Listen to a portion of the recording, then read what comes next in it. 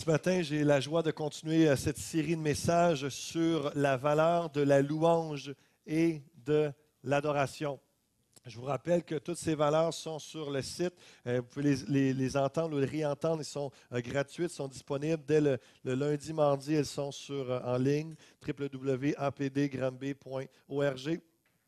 Je souhaite la bienvenue d'ailleurs à tous ceux qui nous joignent par Internet. Plusieurs dizaines et centaines de personnes nous suivent chaque semaine pour différents messages. C'est un privilège de pouvoir répandre la parole comme ça.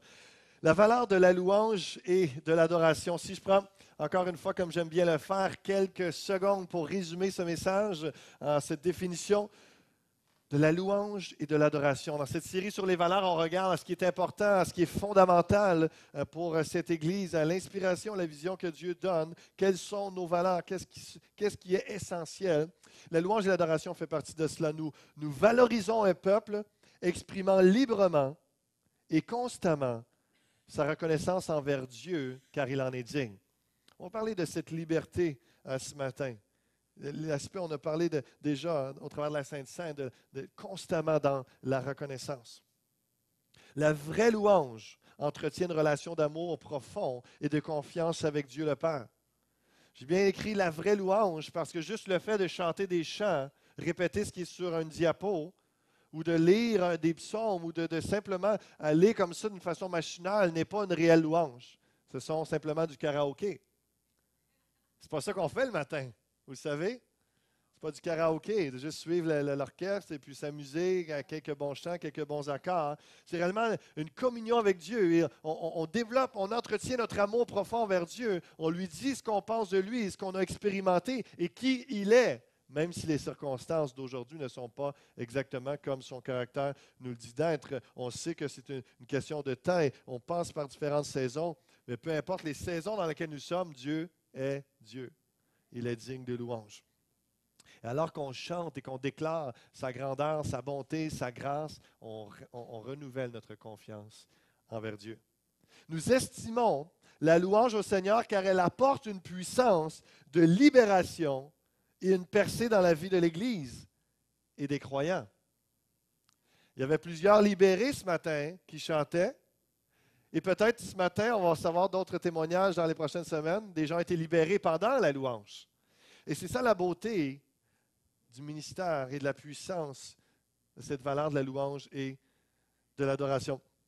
J'aimerais vous parler de ma propre libération de la timidité dans la louange. J'ai toujours été quelqu'un de réservé, mais dans les débuts de ma vie chrétienne, au niveau de la louange, c'était un petit peu dans le contexte où j'ai grandi, ils étaient forts sur les Écritures et quelques-uns des frères et sœurs, vous vous rappelez un peu la force, les enseignements, la communion fraternelle, mais la louange, on partait de loin, je dirais, par le contexte culturel de cette Église. Très bonne Église, mais juste pour donner un exemple, que déjà de lever les mains comme ça, là on était en feu. Là, et si quelqu'un osait déplier le coude, pas pour se gratter, mais pour louer le Seigneur, là, c'était un zélé, il était émotionnel. Et c'est un peu, c'est tout un background différent et l'Église a évolué énormément et tout cela. Mais moi, j'ai grandi comme ça et donc, je passe par les eaux du baptême à l'âge de 16 ans, me consacre au Seigneur. À 18 ans, je goûte à la plénitude du Saint-Esprit, où vraiment une expérience, parler en notre langue, une fraîche Pentecôte qui se manifeste en moi. Et là, je vais à une conférence sur la louange. Et puis, vraiment, c'était quelque chose où les chaînes n'ont pas brisé, ils ont pété. Vous savez, où l'expression de la liberté dans la louange, c'est tellement important de vivre cette dimension de liberté dans l'esprit, dans la présence de Dieu, où on est capable de le louer. Chacun on a notre personnalité et ça va.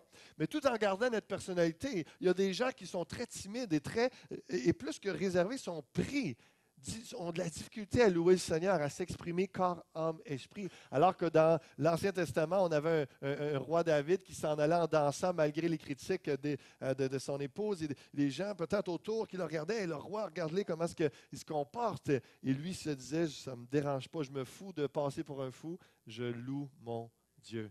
Et donc, il y a cette liberté-là qui a commencé à m'envahir, où on était peut-être 3 000 à 4 000 à la conférence, et c'était vraiment puissant. Juste pour vous donner une idée, la conférence s'appelait « The Party is Here ». Juste pour vous dire, le party est ici parce qu'on loue le Seigneur. Et c'était réellement saint. C'était vraiment bien emmené. Et c'était des heures et des heures de louange d'adoration avec des enseignements sur ce thème-là. Et ça n'a pas été long que le jeune homme de 18 ans s'est retrouvé en avant avec une gang de jeunes et d'adultes à sauter, à louer le Seigneur, à pouvoir tourner comme ça et de célébrer Dieu parce que des chaînes avaient brisé ou ce que je ne le fais plus pour la personne à gauche, à ma droite, je loue mon Dieu. Et s'il y a une expression qui se manifeste, c'est que j'ai envie de danser, de taper des mains, d'élever les mains comme ça dans les airs, je le fais pour Dieu. C'est biblique en plus, de la danse, l'élever les mains, tout ça. Il y a une liberté qui a pris place dans ma louange, mon adoration envers Dieu. Vraiment, et quelque chose que même ça m'a fait du bien dans toute mon expression de ma vie chrétienne. Lorsque j'aimais vraiment Jésus dans les débuts de ma vie chrétienne, mais comprenez que la timidité est un lien, quelque chose que... on n'est pas rempli d'un esprit de timidité ou de crainte, la Bible nous dit, mais l'esprit de force, d'amour et de sagesse. Le Saint-Esprit n'est pas une force ou une personne qui nous amène à être timide. Au contraire, il y a quelque chose, il y a une liberté qui prend place lorsqu'on est rempli du Saint-Esprit. La personne du Saint-Esprit, elle est forte, elle est pleine d'amour, de sagesse, elle nous rend libres. Et donc, dans les débuts de ma vie chrétienne, j'aimais beaucoup Jésus, mais aussitôt qu'on était en dehors de l'Église et que le mot Jésus était nommé, je venais crisper.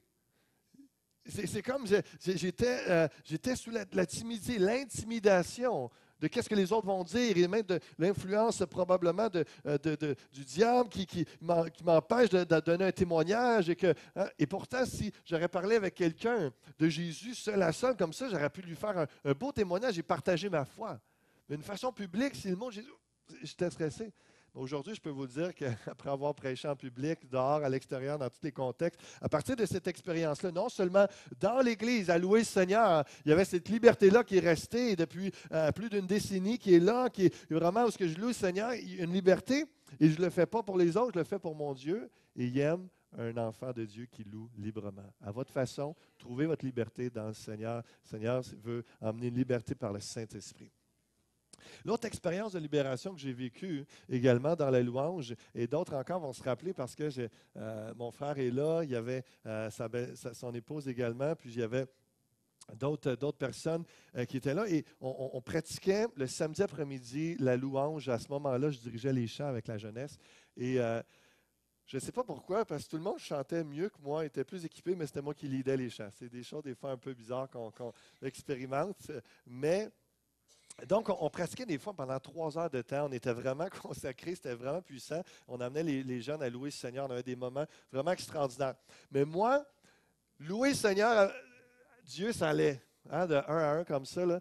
Mais lorsque j'arrivais à exprimer ma louange avec les autres qui m'écoutent, donc quand je t'entends, on s'entend que les jeunes nous entendent, lorsqu'on est au micro. Et je me rappelle, le pasteur à l'époque et d'autres techniciens essayaient de m'ajuster. La voix ne sortait pas. Il y avait comme un voile de timidité. J'avais beau ça, j'ai toujours eu une voix grave, mais le gars, il était pogné, comprenez-vous? Ça ne sortait pas. Il n'y avait pas de coffre, il n'y avait pas de power, parce que c'était toujours, encore une fois, manque d'assurance, manque de certitude, manque d'expérience aussi, mais... Et je me rappelle le moment critique, un moment vraiment de libération, ce que le Seigneur m'a béni. Donc, on est dans la pratique, et là, j'apporte un nouveau chant. Le nouveau chant, ça veut dire que, écoutez-moi, je vais vous montrer c'est quoi. Et là, gros stress, intimidation, de là, ils vont vraiment m'entendre. Puis pourtant, c'est mon frère, c'est ma belle-sœur, c'est des amis, c'est vraiment des gens, on passe des temps. Mais là, timidité et le chant, tu es ma passion. C'est vraiment, tu es ma passion, l'amour de ma vie. C'est vraiment un chant que j'aime, qui venait me chercher dans les tripes. Et là, il fallait que je leur joue ça. En plus, à la guitare, c'était quelque chose. Là, en chantant, là, ils se mettent tout autour de moi. Vas-y, David. C'est quoi déjà l'accord? Non, c'était vraiment le stress. À un moment donné, il y a comme quelque chose qui me dit, je me dis à moi-même dans ma tête, OK, là, c'est assez, là, ferme tes yeux, puis laisse aller ça. Lâche la marchandise, puis let's go. Ouvre la machine. Et je me ferme les yeux, prends mon courage à 2 mains, et puis gratte la guitare, se met à chanter « Tu es ma passion ». Et c'est pas des farces, à la fin du chant, je me rouvre les yeux et je pensais regarder par en bas, puis je me passais à côté dans le plafond. J'étais tellement rendu léger. Vraiment, là, il y avait comme des chaînes là, qui me retenaient. Puis là, en chantant, puis tout ça, je flottais. Finalement, il était tout là encore. Puis là, les gens faisaient « Wow! » Et le wow était plus le chant est beau que la voix est belle, mais c'était comme, c'est la première fois qu'on t'entend, tu as une voix. Hein? C'est vraiment une libération qui s'est manifestée où hein, il y a un pas de foi que j'ai fait, j'ai dit, coudonc, j'y vais, puis ils diront ce qu'ils diront. Et je sais que le chant était beau, c'était pas sûr de l'interprétation, mais je l'ai fait. Le Seigneur a béni, le Seigneur m'a fait du bien. Et le Seigneur veut faire ça au niveau de la louange. Il le fait dans la louange, il le fait pour la louange. Il y a une libération que le Saint-Esprit veut faire ce matin parmi vous. Il y a un renouvellement afin qu'on ne soit pas pris dans la timidité, mais qu'on puisse réellement et constamment exprimer notre reconnaissance et notre louange à Dieu parce qu'il est digne. Et ça, peu importe que vous disiez j'aime chanter ou pas, ça n'a rien à voir, la louange adoration. Comme je vous dis, ce n'est pas une question d'aimer le karaoké puis de chanter des chants. C'est une question de communion, de relation envers Dieu et de se rappeler ce qu'il a fait pour nous à la croix, de se rappeler ce qu'il a fait depuis notre conversion, depuis qu'on est enfant de Dieu, et de lui dire, et de se le rappeler, de le remercier pour sa grandeur, sa bonté, sa puissance. Donc, ça n'a rien à voir ce matin. Dites-le vous bien, que vous aimiez la musique ou pas, que vous aimiez les styles des chants ou pas, que vous aimiez chanter ou pas. La Bible nous dit chante fort, chante, crie de joie. C'est un ordre qui est là parce que ça va te faire du bien alors que tu loues Dieu. La présence de Dieu va se manifester. Donc Dieu aime la louange, il est digne de louange, mais il a prévu ça également pour vous faire du bien, pour vous libérer. Donc il y a une libération ce matin pour vous. Est-ce que vous connaissez le chapitre le plus court de la Bible? Est-ce que vous connaissez le verset le plus court? Juste, c'est quoi ça dit, le verset le plus court? Jésus pleura. Le chapitre le plus court de la Bible est le psaume 117, je l'ai entendu. On va le regarder ce matin parce que c'est un bon départ pour la louange. Psaume 117, il y a 2 versets. Louez l'Éternel, vous toutes les nations. Célébrez-le, vous tous les peuples, car sa bonté pour nous est grande et sa fidélité durera toujours. Louez l'Éternel. Est-ce que d'après vous, la manière que c'est écrit, c'est une suggestion? Est-ce que c'est une proposition pour ceux qui aiment chanter? Louez-le. Ceux qui n'aiment pas ça, attendez que ça soit fini, puis la parole va venir. Louez l'Éternel, vous toutes les nations. La beauté de cela également dans ce psaume-là, c'est que ça nous indique, déjà c'est prophétique, que l'Évangile, Jésus allait être loué parmi toutes les nations parce que l'Évangile n'était pas réservé aux Juifs seulement. Dans Romains 15, l'apôtre Paul va reprendre ce texte-là pour le rappeler. L'Évangile allait être pour toutes les nations. C'était prophétique, c'était nouveau pour eux. Donc, toutes les nations, ça veut dire que même au Québec, on est appelé à le louer, à le célébrer.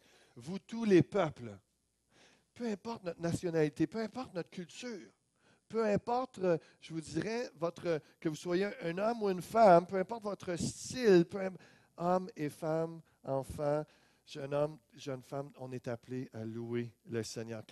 Pourquoi? Car sa bonté nous est grande, pour nous est grande. Et sa fidélité dure à toujours louer l'Éternel. Amen. Psaume 118. Ce n'est pas tellement dur à retenir si vous voulez méditer sur les textes bibliques cette semaine. Psaume 117, il est là. Après ça, c'est le psaume 118. On va regarder quelques versets. Puis après ça, on va aller dans le psaume 18. Donc, 117, 118, puis 18. OK? Louez l'Éternel car il est bon, car sa miséricorde durera toujours. Qu'Israël dise car sa miséricorde durera toujours. C'était un chant à répondre. C'est intéressant et je ne sais pas, est-ce que ça vous tente de l'essayer? On fait une pratique de chorale. Louez l'Éternel. Qu'Israël dise. Que la maison d'Aaron dise. Que ceux qui craignent l'Éternel disent. Que l'Église Fusion dise. Amen. Tous les groupes dans le peuple de Dieu étaient appelés à louer le Seigneur. Donc, c'est vraiment un message universel. Tout le monde est appelé. Et donc, Israël, c'était le peuple juif. Donc, tout le peuple était appelé à louer le Seigneur et à répondre car sa miséricorde ou car son amour, d'autres versions vont nous dire, durera toujours. La maison d'Aaron, et c'est tellement important, juste prendre une parenthèse de dire, la maison d'Aaron, c'était les sacrificateurs, c'était les gens qui faisaient le service, le ministère pour le peuple de Dieu. Et aujourd'hui, on parle des responsables, des dirigeants, les pasteurs. Et comprenez que le peuple de Dieu, comme la maison d'Aaron, les serviteurs, les ouvriers à temps plein ou pas, ont besoin de se rappeler et de déclarer la miséricorde de Dieu durera toujours. On a besoin chacun. Et que ceux qui craignent l'Éternel, que ceux qui sont dans la famille de Dieu, qui ne sont pas juifs comme nous ce matin, ou même il y a l'invitation de ceux qui ne sont pas encore dans la famille de Dieu ce matin, peut-être c'est votre cas, et ma prière, c'est qu'à partir de ce matin, je veux dire, la miséricorde de Dieu durera toujours. Son amour durera toujours. Que vous fassiez partie de ceux qui craignent, qui respectent, qui révèrent Dieu, le Seigneur Jésus-Christ. J'aimerais vous parler ce matin le combat dans la louange et la louange dans le combat. On va le voir dans le psaume 118, il y a la réalité qu'il y a un combat dans la louange, où ce que la louange nous permet de combattre et de vaincre l'ennemi qui, vous savez, c'est le prince de l'air, c'est le diable et les démons. C'est jamais la chair et le sang, c'est jamais votre voisin, c'est jamais des gens autour, à côté de vous qui sont vos ennemis. C'est le diable et les démons. Il y a un combat qu'on peut livrer dans la louange. Alors qu'on loue Dieu, on est en train de faire la guerre aux puissances démoniaques. Et parfois, alors qu'on est dans le combat, que ce soit spirituel ou dans un combat, dans une épreuve quelconque, ou ça peut être financière, ça peut être dans le couple, ça peut être dans différents domaines. Je vais juste vous amener deux nuances. On est appelé à louer le Seigneur. Des fois, on ne réalise pas qu'on est dans le combat. On se met à louer le Seigneur et on peut combattre pour nous, pour l'Église ou pour d'autres. Le combat dans la louange. La louange est un ministère puissant d'intercession et également pour remporter certaines victoires spirituelles. Et parfois, lorsque vous êtes vous-même dans le combat, dans la difficulté, dans l'épreuve, dans la tentation, l'ennemi qui vous oppresse, la louange dans le combat vous amène à la victoire parce qu'on invoque le nom de Jésus. Psaume 118, verset 6 nous dit « L'Éternel est pour moi, je ne crains rien. Que peuvent me faire des hommes? » Le combat n'est pas contre la chair et le sang. Et en plus de ça, l'Éternel est pour moi. Je ne crains rien. C'est pour ça la louange. Parce que Dieu nous a enlevé toute crainte de ce qui peut nous arriver. Ça veut pas dire, la Bible ne dit pas que Dieu nous a enlevé toute épreuve ou toute manifestation, toute situation ou événement difficile. Mais il nous a enlevé toute crainte de ce qui peut arriver parce qu'on a confiance que Dieu est avec nous. C'est pour ça la louange. Parce qu'on peut se dire avec assurance, qu'est-ce qui peut arriver dans le fond qui va m'empêcher, qui va m'enlever la vie éternelle? Qu'est-ce qui peut m'arriver pour m'enlever la communion avec Dieu? Qu'est-ce qui peut m'arriver pour empêcher, pour que je ne goûte pas à l'amour de Dieu? Qu'est-ce qui peut m'arriver pour que je sois malheureux, autrement dit? Qu'est-ce qui peut m'arriver? Que peuvent me faire les hommes? Qu'est-ce que votre patron peut vous faire? Qu'est-ce que des collègues au bureau? Qu'est-ce que des gens à l'école? Qu'est-ce que dans des situations quelconques, des gens en autorité, qu'est-ce qu'ils peuvent vous faire réellement lorsqu'on réalise que Dieu est avec nous? Dieu est pour nous. Il est tout-puissant. C'est pour ça la louange. On a une puissance que d'autres n'ont pas. Il y a une autorité que d'autres n'ont pas parce qu'on se confie en Dieu. L'Éternel est mon secours et je me réjouis à la vue de mes ennemis. Ah, c'est quasiment rendu baveux. Je me réjouis à la vue de mes ennemis.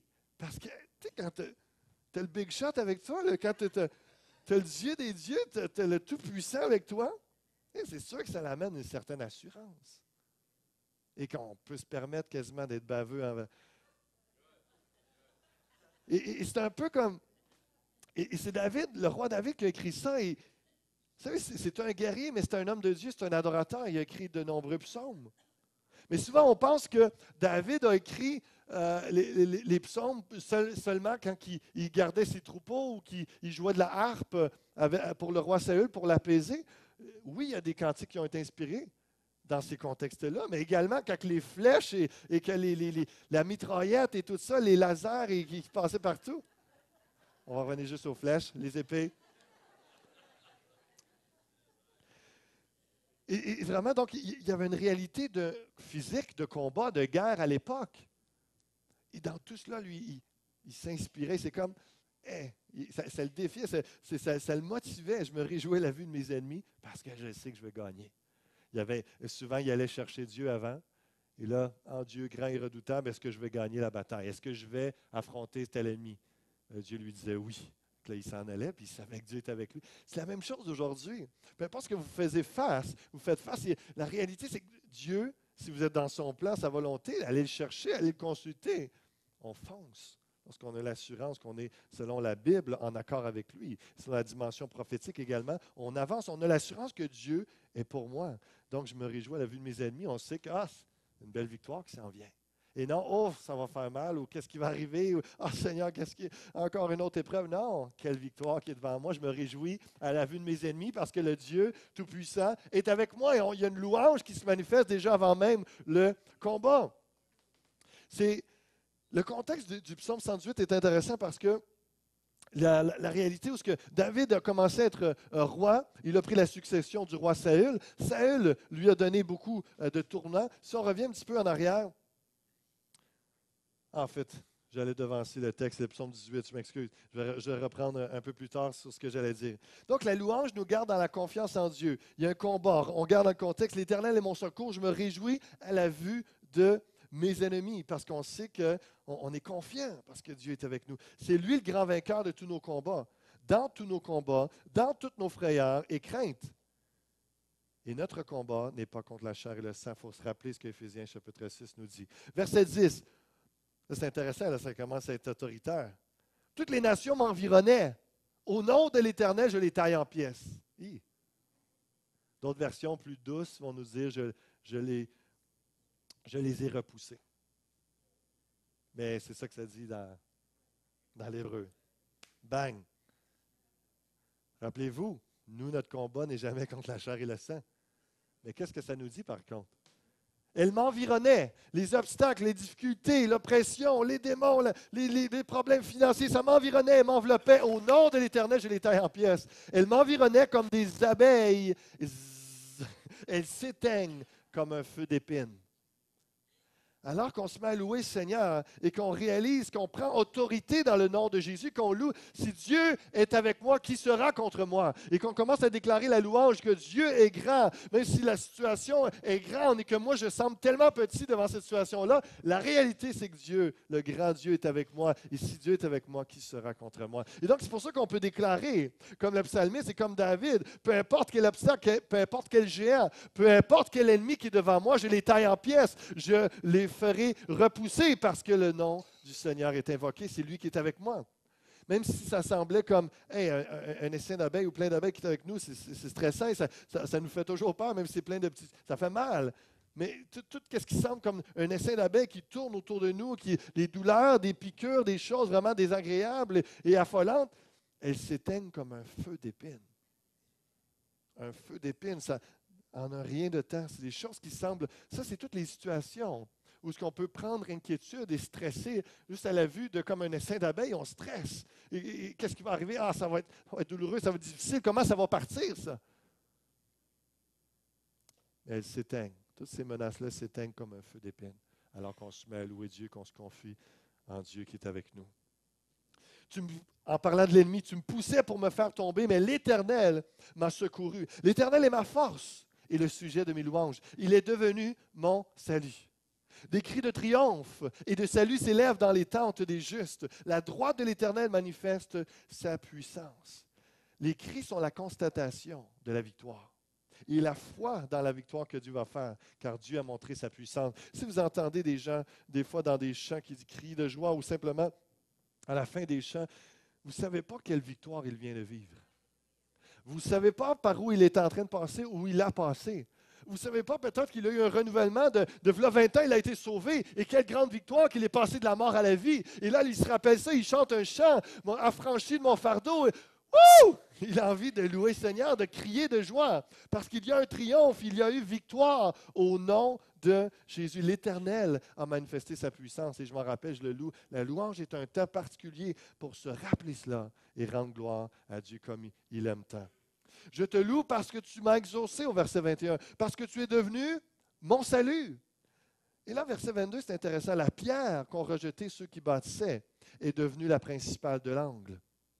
Des gens ont repoussé le nom de l'Éternel, ont repoussé ce Dieu qui disait pas être un Dieu régional, pas un Dieu en statue de bois qui allait apporter juste la prospérité ou rendre les sols fertiles. Non, ce Dieu qui disait qu'il était le créateur du ciel et de la terre, qui avait l'ambition et vraiment il se disait de lui-même au travers des prophètes qu'il était grand, redoutable et le seul Dieu. Il y a des gens qui ont dit non, Je peux pas, moi, j'aime ça avoir plein de dieux, j'aime ça avoir des milliers de dieux, j'aime mieux. Non, et tous ces gens-là, les Philistins, avaient toutes leurs statues, avaient toutes leurs choses, leurs idoles.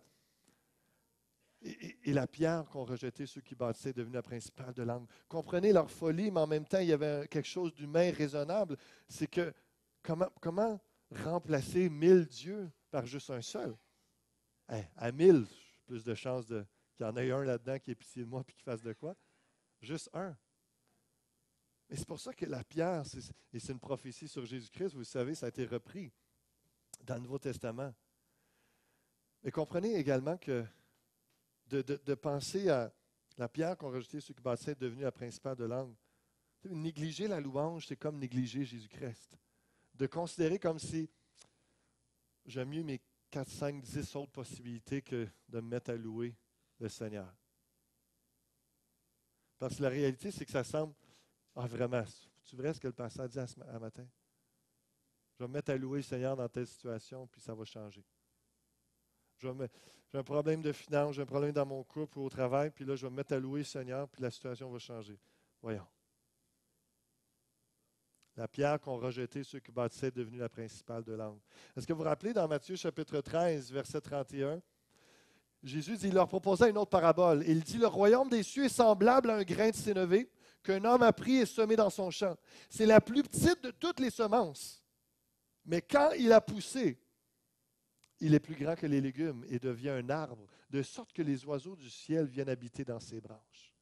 Qu'est-ce que Jésus est en train de dire? Oui, le royaume de Dieu, croire en Jésus-Christ, ça semble petit pour certains, ça semble, c'est pas suffisant. La louange, de dire louer Jésus pour certains, c'est non, mes problèmes sont trop complexes. C'est trop grand. Est-ce que vraiment ça va aider, ça va vraiment résoudre certains problèmes? Donc, ils ont rejeté. Pourtant, alors que le royaume de Dieu semble si simple, comme une petite semence, la plus petite des semences, un grain de sénévé, lorsqu'elle est mise en terre, lorsqu'on l'applique, lorsqu'on y croit, lorsqu'on met ça en action, ça devient comme un arbre que même les autres viennent s'y abriter. Ça devient quelque chose de surnaturel et de surdimensionnel par rapport à ce que c'était au départ. Une simple louange peut vous apporter un miracle dans votre vie au nom de Jésus. Une simple louange qui semble anodine, un temps de louange, un temps chez vous, où vous allez vous allez vous arrêter, commencer à reconnaître Jésus, le remercier pour ce qu'il a fait, peut vous apporter une percée dans votre vie, un changement radical dans votre cœur, dans votre disposition, dans votre corps, dans votre situation familiale, dans bien ça peut débouler. Il y a une victoire, il y a une percée qui prend place, alors qu'on met notre foi en Jésus, qu'on utilise le moyen tout simple. Ça semble comme un grain de sénévé, ça semble rien. On se met à louer le Seigneur. Et on voit l'impact surdimensionnel que ça prend par la puissance du Saint-Esprit. Pourquoi? Parce que c'est de l'Éternel que cela est venu. C'est un prodige à nos yeux. Si on reprend le texte dans Psaume 118, verset 3. C'est ici parce que Jésus, c'est celui qui a été envoyé. C'est lui le roi des rois, c'est le Seigneur si on l'invoque. C'est lui qui a toute autorité, c'est le prince de la paix. C'est lui qui a le dernier mot. Il est l'alpha et l'oméga. Il y a le premier mot, puis il y a le dernier mot. Est-ce que Jésus a le premier mot de votre vie? Avant que vous preniez des décisions, est-ce que c'est lui qui dit? Puis est-ce qu'il y a le dernier mot quand vous battez avec lui, vous argumentez? Est-ce que vous finissez par dire oui, Seigneur, c'est vrai. Oui, je me soumets à toi. Donc, il a toute autorité, louons-le. C'est de l'Éternel que cela est venu, c'est un prodige à nos yeux. C'est ici la journée que l'Éternel a faite, qu'elle soit pour nous un sujet d'allégresse et de joie. Chaque jour, il y a une raison de dire, c'est un sujet d'allégresse et de joie. Je sais que si vous passez par une période très difficile ce matin, c'est difficile dans le moment d'épreuve émotionnelle, d'intense, de perte, de deuil, d'épreuve, d'échec. Se mettre simplement légèrement à louer le Seigneur. Mais qui a dit de louer légèrement? Louer avec affliction. Louer avec votre peine, louer avec votre douleur, mais déclarer qui est Dieu. Parce que malgré votre circonstance, je ne veux pas manquer de sensibilité ce matin. Je veux juste ramener la place de Dieu dans votre vie.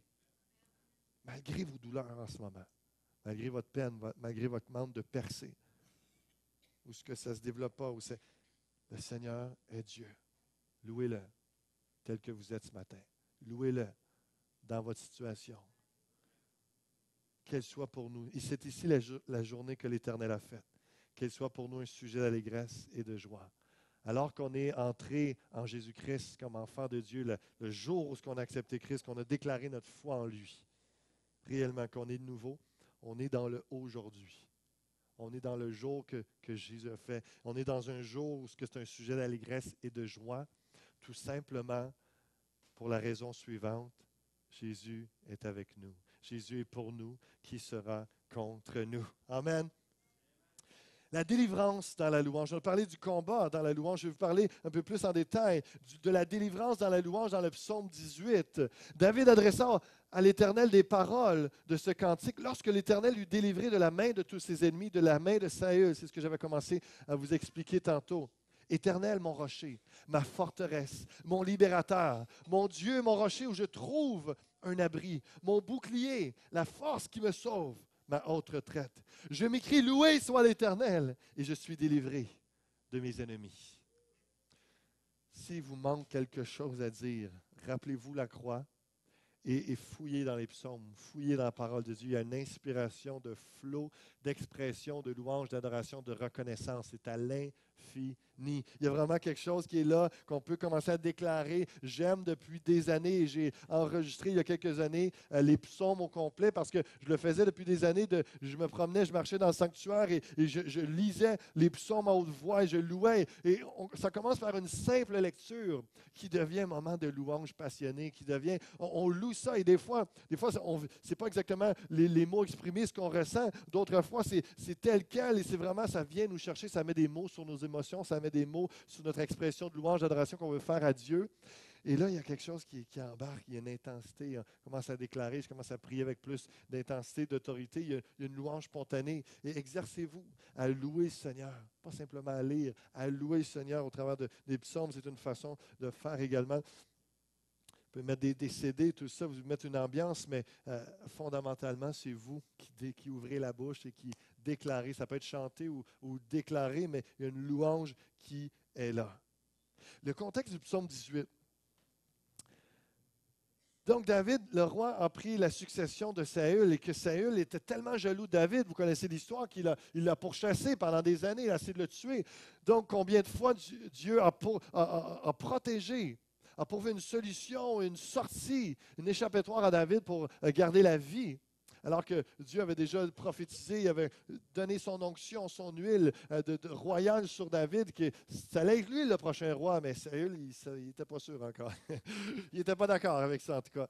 Et donc, jusqu'à sa mort, David a été pourchassé. Donc, à la mort, finalement, David a été intronisé. Vous savez, ça a créé aussi, encore une fois, des frictions.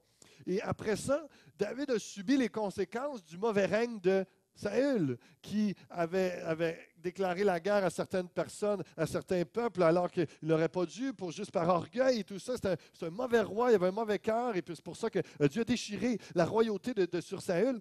Et là, David répare les pots cassés et subit des attaques ennemies injustes, alors que lui n'a pas cherché ça et que son cœur était droit devant le Seigneur.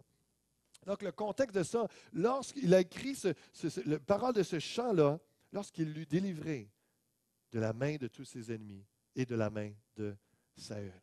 Je vous explique ça parce que c'est important de comprendre le contexte où que David vit ça d'une façon injuste et une façon où lui, il arrive là, roi, et là, il y a déjà des problèmes sur le dos à cause de ses prédécesseurs. Il va dire juste revenir rapidement. Oui, c'est tellement intéressant aussi de voir. Lisez, ce psaume-là d'ailleurs, et l'histoire est relatée dans 2 Samuel, chapitre 21 et 22. Si vous allez lire le contexte, c'est vraiment intéressant. Et vous savez que David est connu alors qu'il était jeune homme pour avoir tué le géant, Goliath. Et mon histoire préférée d'ailleurs. Et dans les années qui ont suivi, donc comme je vous ai expliqué, il entre comme roi. Et puis, il y a encore des guerres contre les Philistins. Et ce qui est beau, c'est que David se forme une équipe, et alors que ce n'est plus seulement lui qui tue des géants, mais aussi des gens à côté de lui, comme des Abishai et des gens autour de lui qui commencent à tuer également des géants. Et la beauté de vraiment bien s'équiper, l'importance de ne pas être le seul et de se déverser sur les uns et les autres. Et Les géants, et ce que je veux dire ce matin, c'est que les géants commencent à... Il y en a toujours, c'est comme un renouvellement. Il y a des géants qui y arrivent encore, et puis de la même place de Gath comme Goliath, et d'autres, et il y a un autre Goliath qui arrive. Il y en a un même qui a 6 doigts aux pieds, aux mains, et c'est comme si il empire d'année après année. C'est comme si ça devient de plus en plus pire. T'en tues un, il y en a un autre, il y a une tête qui repousse, il y a quelque chose, et c'est un peu... C'est fou. C'est fou. Et ça, c'est le contexte. Allez voir, j'invente rien, allez voir dans 2 Samuel, chapitre 21 et 22, on voit le contexte historique qui est là. Mais encore une fois, Dieu a placé des gens autour de David. Dieu a donné la victoire, même si les géants semblaient à l'infini, même si les géants semblaient se grossir. Et on avance en maturité, on avance dans la vie chrétienne. Et il y a différents obstacles, différents défis qui se présentent à nous, mais le même Dieu Tout-Puissant est encore là. Et donc, il n'y a rien à son épreuve. Et c'est toujours se rappeler, il ne faut pas fixer sur la grosseur ou la grandeur du géant devant nous, d'intimidation ou de peur, de crainte, de tentation, mais de se fixer les yeux sur Jésus qui est tout-puissant, qui a tout vaincu. Il a vaincu la mort, il a vaincu le plus gros géant. Il avait peut-être 7 doigts aux pieds, aux mains, ça ne le dit pas. Juste pour dire que peu importe la grosseur qu'il y a devant vous, Jésus est tout-puissant. Les liens de la mort m'avaient environné, les torrents de la destruction m'avaient épouvanté. Comprenez le contexte de la louange de David, où ce chant était inspiré. Il était passé près de la mort à cause des attaques des ennemis. Et peut-être certains d'entre vous avaient déjà vécu ça, de passer près de la mort. Que votre louange s'élève vers le Seigneur. Merci, Seigneur, pour ta protection. Merci, Seigneur Dieu, pour m'avoir sorti de là. Les liens du séjour des morts m'avaient enlacé. Les filets de la mort m'avaient surpris. Dans ma détresse, j'ai invoqué l'Éternel. J'ai crié à mon Dieu de son palais. Il a entendu ma voix. Et mon cri est parvenu devant lui à ses oreilles.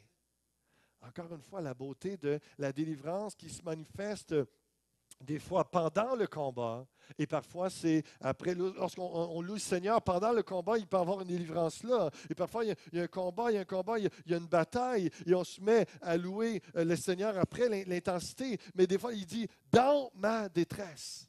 Parce qu'on sait qu'il a composé ce chant-là probablement après une bataille et non nécessairement pendant que les flèches volaient et qu'on s'entend. Mais dans ma détresse, il a loué le Seigneur. Pendant sa détresse, pendant l'épreuve, pendant le combat, avant, pendant et après, louons le Seigneur. La louange du roi David a amené la victoire, la libération et la justice dans sa vie. On voit que Dieu lui donnait victoire, il équipait des gens qui remportaient des victoires, et c'est un homme continuellement qui était dans la reconnaissance.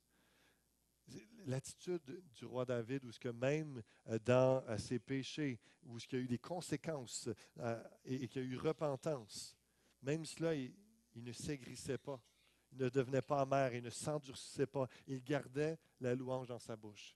Dieu, tu es Dieu, fais ce que tu veux. Tu es grand, tu es redoutable, tu es mon bouclier, tu es ma haute retraite, mon refuge. Il est vraiment un renouvellement. Et j'aimerais terminer avec un dernier texte ce matin, qu'on connaît bien, mais qui va bien dans le sens de ce que David a vécu. Et comme David a vécu la victoire de Dieu, une libération et une justice, alors que des choses injustes lui arrivaient, qu'il y avait des combats qu'il n'avait pas cherchés, sur des terrains qu'il ne voulait pas aller. On voit dans Acte 16, verset 25. Paul et Silas, vers le milieu de la nuit, priaient et chantaient les louanges de Dieu, et les prisonniers les entendaient. Tout à coup, il se fit un grand tremblement de terre, en sorte que les fondements de la prison furent ébranlés. Au même instant, toutes les portes s'ouvrirent et les liens de tous les prisonniers furent rompus. On se rappelle le contexte de Paul et Silas, où ils prêchent l'Évangile, et là, un jour, il y a une femme qui est là, démonisée, et qui a un esprit de divination, et qui n'arrête pas de dire à tout le monde, ce sont les envoyés de Dieu, ceux qui annoncent. Ces hommes sont les serviteurs du Dieu très haut. Ils vous annoncent la voie du salut. On sait qu'à un moment donné, l'apôtre Paul est exaspéré, se retourne. Il dit au nom de Jésus, sors, lâche-la tranquille. Et elle est libérée complètement. Et là, les maîtres de cette femme qui était une esclave et qui, par sa divination, rapportait beaucoup de gains, des profits à ses maîtres et qu'eux voulaient la garder esclave pour le profit. Et lui, l'apôtre Paul, alors qu'il la libère et qu'elle est maintenant saine et d'esprit et libre, ils se font emmener en prison injustement.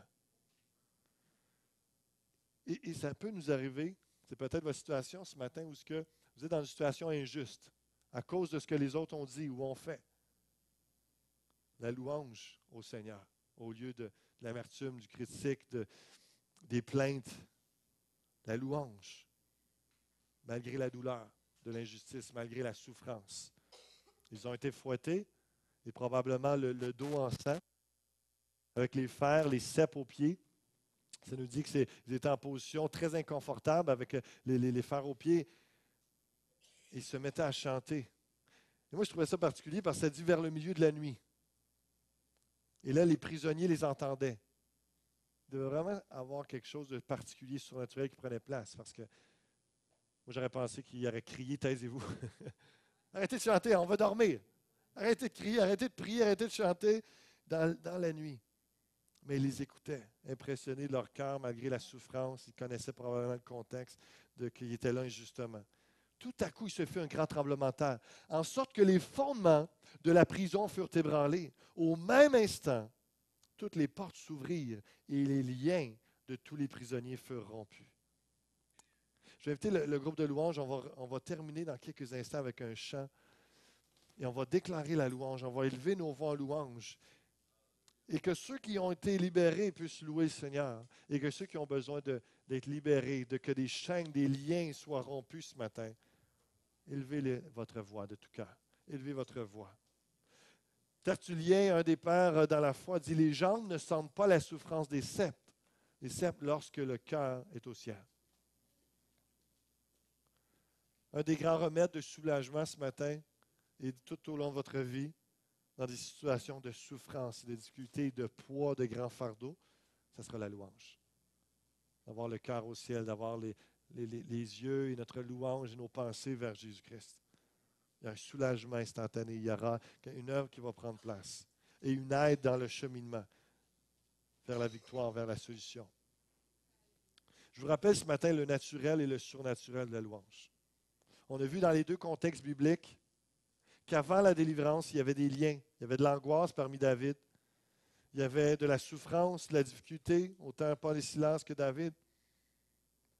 Et pendant la louange, les fers aux pieds, le dos ensanglanté, ou ce qu'ils souffrent, pourtant la louange sort de leur bouche.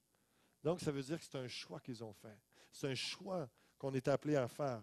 Est-ce que je me plains ou est-ce que je loue le Seigneur? Ça ne veut pas dire que si vous êtes dans une situation de difficulté, de tourment, ça ne veut pas dire que vous ne pouvez pas le dire à quelqu'un, que j'ai mal, je souffre, peux-tu prier pour moi, peux-tu m'aider, on va louer le Seigneur ensemble, j'ai besoin de... Je ne suis pas en train de dire ça. Je ne suis pas en train de dire que vous ne devez jamais parler de vos souffrances. Je suis en train de dire que la louange sorte malgré la souffrance, qu'il y ait réellement une confiance en Dieu continuellement.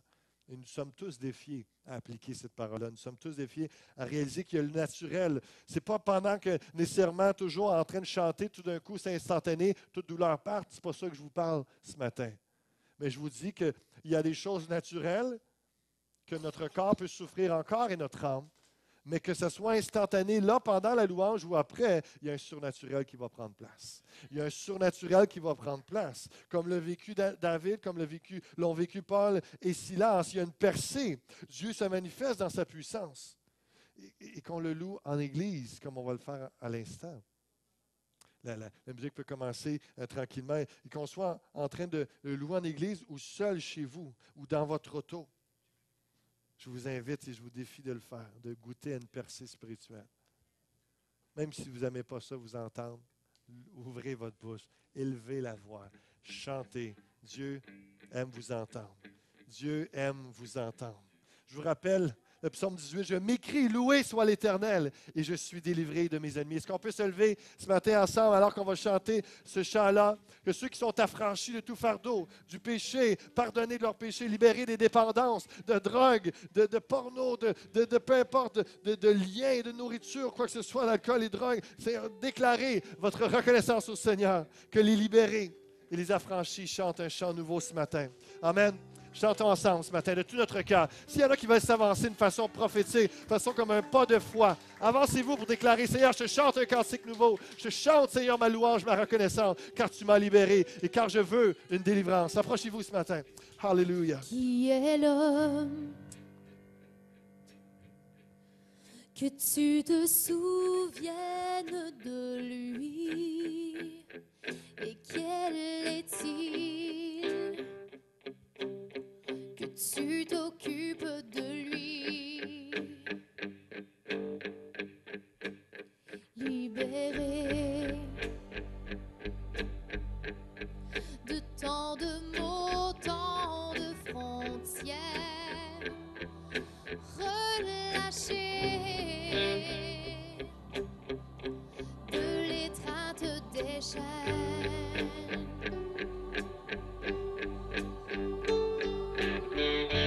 Non, rien ne pourra m'arrêter.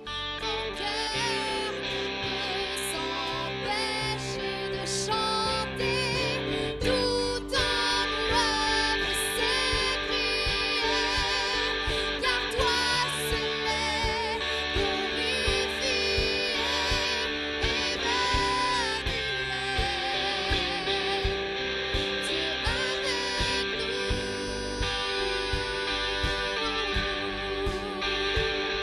Mon cœur chante un chant nouveau, affranchi de mon fardeau. Emmanuel, Dieu avec nous.